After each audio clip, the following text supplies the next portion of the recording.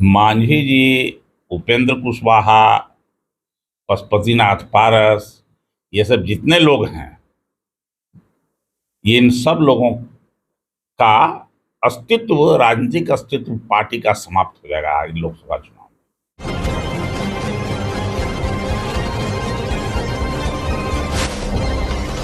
बिहार के राजनीति में फिर एक बार भूचाल आने वाला है।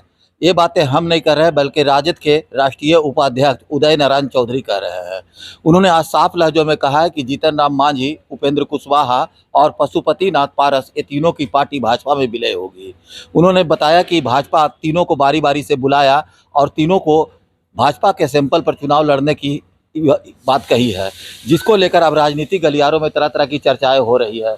बता दें कि हाल के दिनों में जीतन राम मांझी और उपेंद्र कुशवाहा एनडीए में शामिल हुए हैं। एनडीए में शामिल होने के बाद तरह तरह के कयास लगाए जा रहे थे और सीट शेयरिंग की भी बात की जा रही थी, मगर आज उदय नारायण चौधरी ने नालंदा में साफ लहजों में कह दिया कि इन लोगों का सीट शेयरिंग नहीं हुआ है और इन लोगों को बारी बारी से बुलाकर भाजपा के सिंबल पर चुनाव लड़ने की बात कही गई है। ऐसे में कहा जाए तो उपेंद्र कुशवाहा ने हाल के दिनों में राजगीर में कार्यक्रम का आयोजन किया था। उस दौरान उपेंद्र कुशवाहा ने साफ लहजों में कहा था कि मिट्टी में मिल जाएंगे, मर जाएंगे, मगर अपनी पार्टी का विलय नहीं करेंगे। तो आने वाले दिनों में देखना यह होगा कि उपेंद्र कुशवाहा क्या भाजपा में शामिल होंगे या फिर जीतन राम मांझी भाजपा में शामिल होंगे। अब देखना यह होगा कि इन पार्टियों का क्या होगा। तो आइए आपको हम सुनाते हैं कि क्या कहा उदय नारायण चौधरी ने। मांझी जी और उपेंद्र कुशवाहा अपना पाला बदल लिए हैं, वो लोग एनडीए में गए हैं, तो क्या लगता है इस चुनाव में क्या उनका होगा?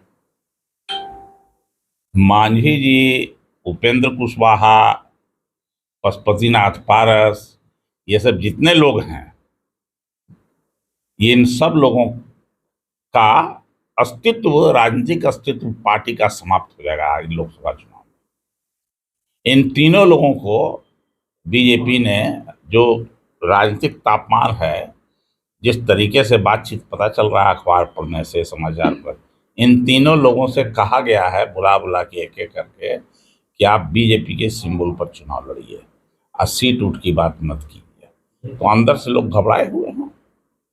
सीट शेयरिंग फाइनल नहीं हुआ होगा। किन लोगों का? मांझी जी, उपेंद्र कुशवाहा का। सीट शेयरिंग का क्या है भाई? जब सिंबल पर बीजेपी के ही सिंबल पर लड़ रहा है तो सीट शेयरिंग का क्या मामला है?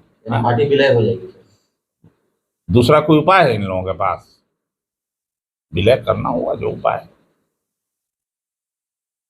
भाषा का प्रयोग तो संसद में लोग कर रहे हैं।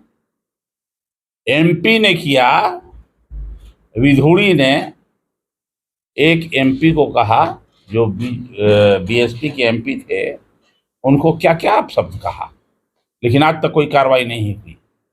ऐसे जो शिक्षा देने वाली है, जो देश का सबसे सर्वोच्च स्थान है, उसमें जो संसद है, और संसद में इस तरह की बात की जाती है। अल्पसंख्यक होना कोई गुनाह है क्या इस देश में? क्या क्या शब्द से उसको संबोधित किया गया?